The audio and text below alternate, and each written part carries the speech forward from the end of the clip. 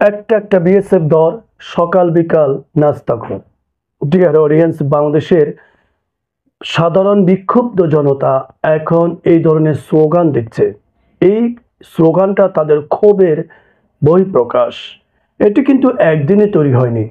দীর্ঘ 15 থেকে 16 বছর ধরে যখন বাংলাদেশের একটি শাসন ব্যবস্থা ভারতের ইশারায় যখন পরিচালিত হচ্ছিল, তখন সীমান্তবর্তী থাকা ভারতীয় বিএসএফদের জওয়ানদের চিন্তা চেতনায় ধ্যান ধারণায় শরীরে ভাষায় এমনভাবে প্রকাশ পাচ্ছিল এই বাংলাদেশ ভূখণ্ড তাদের, এবং তারা চাইলে যখন তখন বাংলাদেশের নাগরিকদেরকে তারা নানান অছিলায় ধরে নিয়ে যেতে পারে, মেরে ফেলতে পারে, হত্যা করতে পারে, কিংবা তাদের উপর অমানবিক অত্যাচার প্রহার করে তারা এর উপর প্রতিশোধ নিতে পারে। কিন্তু এখন সময় পাল্টেছে। এখন আর সেই তাদের দোসর তাদের সরকার আর বাংলাদেশের শাসন ব্যবস্থা নেই। তাদের কোলে এখন ঘুম পালাচ্ছে। তাদের আশ্রয় আশ্রিত হয়ে তারা তাদের রাজনৈতিক কার্যকলাপ অথবা ঘা ঢাকা দিয়ে আছে।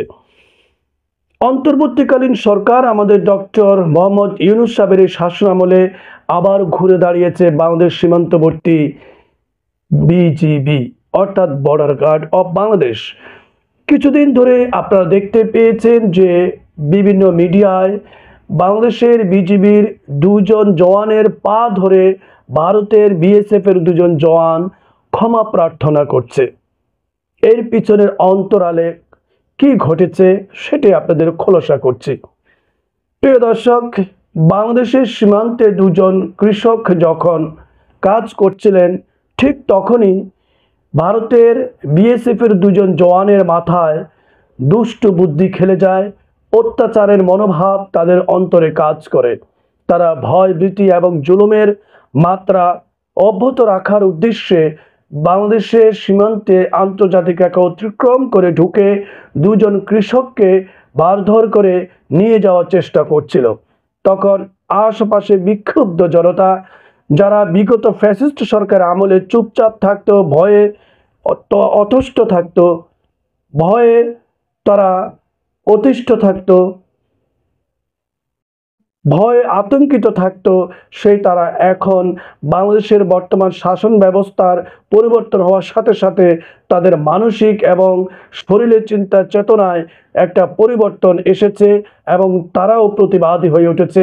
এই প্রতিবাদ স্বরূপ তারা হাতে লাঠি সোটা যা ছিল তা নিয়ে তারা এগিয়ে যায় বিএসএফের জওয়ানদের উদ্দেশ্যে। আর পার্শ্ববর্তী থাকা বাংলাদেশে বিজিবির তারা খবর পেয়ে দ্রুত সেখানে ছুটে আসে। উভয় মিলে সাধারণ জনগণ এবং বাংলাদেশের বিজিবি মিলে যখন ধাওয়া করে বিএসএফ দুজন জওয়ানকে, তখন তাদেরকে আটক করে ফেলে। এক পর্যায়ে তারা পা ধরে ক্ষমা চায়। তারা বুঝতে পেরেছে যে এখান থেকে পালানোর আর কোনো সুযোগ নেই। উল্টাপাল্টা কোনো কিছু করলে তাদের জীবন সেখানে শেষ হয়ে যেতে পারে, কারণ এটি আইনগতভাবে সম্পূর্ণভাবে অবৈধভাবে তারা বাংলাদেশে অনুপ্রবেশ করেছে এবং জোরপূর্বকভাবে বাংলাদেশের সীমান্তবর্তী থেকে দুজন কৃষককে ধরে নিয়ে গিয়ে তারা যে একটা কুপরিকল্পনা চেষ্টা করছিল, সেটা অবশ্যই অনেক বড় অপরাধ। এই শাস্তি স্বরূপ তাদের পিঠের চামড়া কোনোভাবেই আর অবশিষ্ট থাকবে না। তাই তারা বাংলাদেশের বিজিবির দুজন জওয়ানের পা ধরে ক্ষমা প্রার্থনা করছিল।